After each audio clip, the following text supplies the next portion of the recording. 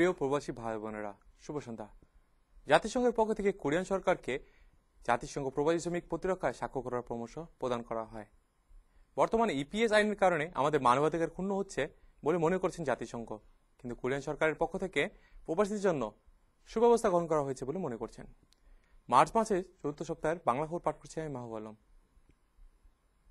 আমাদের প্রথম সংবাদ, ইয়সু প্রবাসী কারাগারে সংঘটিত অগ্নিকাণ্ডের পুনরায় সুষ্ঠু তদন্তের দাবি জানানো হয়। ইয়সু দুর্ঘটনাকে ধামাচাপা দেওয়ার চেষ্টা চালাচ্ছে তদন্ত কমিশন। বিগত 15ই মার্চ ইয়সু আন্দোলন কমিটি পুলিশই এই রিপোর্টকে মিথ্যা বলে অভিহিত করেন। নতুন করে তদন্তের মাধ্যমে প্রবাসীদের মানবাধিকার রক্ষার দাবি জানানো হয়। ডেমোক্রেটিক লেবার পার্টির সাংসদ জনাব নোয়েচান বলেন, দুর্ঘটনার 4 দিন পরেও অক্ষত লাইটার থাকাটা অস্বাভাবিক এবং দুর্ঘটনার দায়ভার কারাগারে বন্দী মৃত চাইনিজ কিম কাং শকের উপর চাপিয়ে দেওয়াটা সরকারের দায়ভার এড়ানোর অপচেষ্টা। তিনি আরও বলেন যে এই তদন্তের দাবি পার্লামেন্টে উপস্থাপন করা হবে। সরকার তদন্ত শেষ করার জন্য মৃত পরিজনদের সাথে আর্থিক ক্ষতিপূরণের নিষ্পত্তি করে চেষ্টা করছেন। ইয়সু দুর্ঘটনার সুষ্ঠু নিষ্পত্তি ও প্রবাসীদের মানবাধিকারের দাবিতে অবস্থান ধর্মঘট শুরু হয়েছে। 9টি দেশের 50 জন প্রবাসী শ্রমিক ও জেসিএমকে বা জয়েন্ট কমিউনিটি ফর মাইগ্রেন্ট ওয়ার্কারের 20 জন কোরিয়ান শ্রমিকগণ বিগত 20শে মার্চ হতে ন্যাশনাল কাউন্সিল অফ চার্চেস বা কেএনসিসির অফিসে অবস্থান ধর্মঘট শুরু করেন। এই আন্দোলনের মাধ্যমে সকল প্রবাসী শ্রমিকদের বৈধতা, ইয়সু দুর্ঘটনার সমাধান এবং প্রবাসীদের মানবাধিকার ও ধরপাকড় বন্ধের দাবি জানানো হয়। অগ্নিকাণ্ড হতে কোরিয়ান 11 জনকে উদ্ধার করেন কাগজবিহীন প্রবাসী শ্রমিকগণ। বিগত 17ই মার্চ সিউলের সিন্দরিমের এক কনস্ট্রাকশন বা দালান নির্মাণে কর্মরত অবস্থায় অগ্নিকাণ্ড সংঘটিত হলে কোরিয়ান 11 জনকে উদ্ধার করেন মঙ্গোলিয়ান হতে আগত 4 জন কাগজবিহীন প্রবাসী শ্রমিক। আগুনের বিষাক্ত গ্যাস পান করা এই প্রবাসীদেরও চিকিৎসার প্রয়োজন হলেও ভিসা না থাকা এই প্রবাসীগণ গোপনে হাসপাতাল ত্যাগ করেন।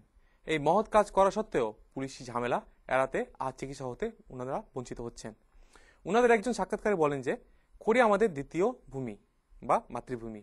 আমরা আমাদের নিজ গ্রামের মানুষদেরকেই বাঁচিয়েছি বলে জানিয়েছেন। এদেশ কি আমাদের নিজেদের দেশ হতে পারবে? বর্তমান অবস্থার উন্নতি কামনা করছি। হাসপাতালে আন্দোলনের কারণে চিকিৎসা সেবা হতে বঞ্চিত প্রবাসী শ্রমিকের মৃত্যু। বিগত 21শে মার্চ মেডিকেল ইন্স্যুরেন্স আইন পরিবর্তনের বিরোধিতা করে সমগ্র কোরিয়াতে 39,000 ছোট বড় হাসপাতালগুলো বন্ধ থাকে। সেই সময় চিকিৎসা না পেয়ে ইন্তেকাল করেন এক প্রবাসী শ্রমিক। আমরা ওনার আত্মার শান্তি কামনা করছি। বেলা 1:20 সময় থাইল্যান্ড হতে আগত প্রবাসী শ্রমিক খ্যংগিদো খাংজু এলাকায় দুপুরে খাবার বিরতির সময় শ্বাসকষ্টে আক্রান্ত হন।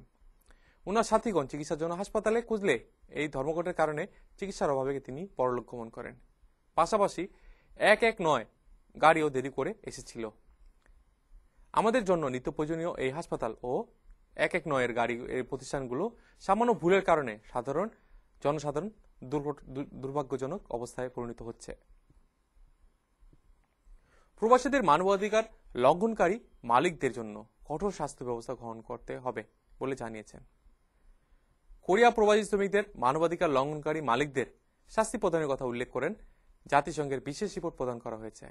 এই রিপোর্টে জনাব হোলহে বোস্টামান্টে জাতিসংঘের প্রবাসী মানবাধিকার সম্পর্কিত বিশেষ রিপোর্ট জেনেভার ইউরোপ বিভাগে বিগত 20শে মার্চ উপস্থাপন করেন। জনাব হোলহে বোস্টামান্তের রিপোর্টে ইপিএস আইনে কর্মস্থলের পরিবর্তন ও প্রবাসীদের সময়সীমা বাড়ানো ও কর্মস্থলের পরিবেশের ক্ষেত্রে মালিকগণ দায়ী বলে তিনি মত প্রকাশ করেন। তিনি আন্তর্জাতিক আইনে প্রবাসী শ্রমিক ও পরিবারের প্রতিরক্ষা ও অপরাধী মালিকদের শাস্তি প্রদানের কথা উল্লেখ করেন। এছাড়া বর্তমানে ইয়সুতে অগ্নিকাণ্ড নিষ্পত্তি ও প্রবাসীদের নিয়ন্ত্রণ ব্যবস্থায় উন্নত দেশগুলোর সাথে তাল মিলিয়ে সুষ্ঠু ব্যবস্থা গ্রহণ করার জন্য তিনি সরকারকে আহ্বান জানান। শ্রমিক ইউনিয়নের প্রবাসীদের অংশগ্রহণের অধিকার। কোরিয়ান ডেমোক্রেটিক লেবার পার্টি 21শে মার্চ প্রবাসীদের অধিকার সম্পর্কিত এক আলোচনা সভার আয়োজন করেন। সভায় কোরিয়ান শ্রমিকদের সাথে প্রবাসীরাও একত্রে শ্রমিক ইউনিয়ন অংশগ্রহণ করার প্রয়োজনীয়তা নিয়ে আলোচনা করা হয়। সংখ্যালঘু প্রবাসীদের কর্মক্ষেত্রে দুর্বল প্রবাসীদের সমস্যা নিয়ে কোনো প্রকার সাহায্য না করে কোরিয়ান শ্রমিকগণ বেতন কমছে এবং কোরিয়ানরা আন্দোলন করলে প্রবাসীরা তাতে অংশগ্রহণ করছে না। এতে কোরিয়া ও প্রবাসী শ্রমিকদের মধ্যে দ্বন্দ্বের সৃষ্টি হচ্ছে। বিশেষজ্ঞদের মতে অনেক দেরি হয়ে গেলেও এখন থেকে কোরিয়ান ও প্রবাসীদের একত্রে কাজ করতে হবে এবং শ্রমিক ইউনিয়নের কর্মকাণ্ডে একত্রে অংশগ্রহণ করতে হবে এবং এটা একটা নতুন অধ্যায়, নতুন সূচনা হতে পারে বলে তারা মনে করেন। ইপিএস আইন জার্মানিতে ব্যর্থ। বিগত 15 March International Organization of Migration বা IOM এর প্রধান বুর্নস মেকিনি দক্ষিণ কোরিয়াতে সফরে আসেন। উনি এক সাক্ষাৎকারে বলেন যে দক্ষিণ কোরিয়ার ইপিএস প্রথা সুষ্ঠুভাবে পালনের মাধ্যমে অন্যান্য দেশের জন্য সুন্দর এক মডেল হিসাবে পরিণত হবে। কিন্তু এই আইন 1950 হতে 1960 সালে জার্মানিতে ব্যর্থ হয়েছেন বলে তিনি জানিয়েছেন। জার্মানির ক্ষেত্রে নির্ধারিত সময়সীমায় এই সিস্টেম প্রবাসীরা দেশ ত্যাগ না করে স্থায়ীভাবে বসবাস করতে শুরু করে।